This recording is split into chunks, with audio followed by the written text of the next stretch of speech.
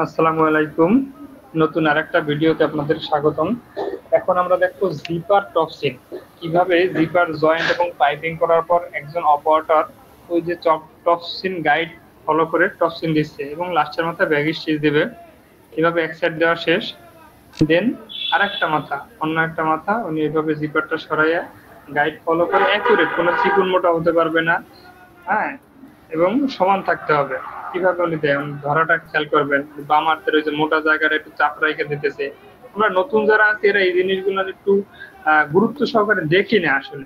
দেখলেও আপনার অনেক কিছু আইডিয়া হবে। দেখেন ওই পয়েন্টের জায়গায় উনি আস্তে করে চাপ রেখে আসতেছে, পরবর্তীতে আবার একটু দ্রুত করবে। সুতরাং এই জিনিসগুলো খেয়াল রাখবেন। আর আপনারা যদি আমাদের চ্যানেলে নতুন হয়ে থাকেন, চ্যানেলটি সাবস্ক্রাইব করে দিবেন। বাংলাদেশের একমাত্র আমরাই গার্মেন্ট সেক্টর নিয়ে একটা বড় প্রতিষ্ঠান যারা এই সেক্টরের চাকরি পেতে হেল্প করে থাকি দেশের বেকারত্ব দূরীকরণে।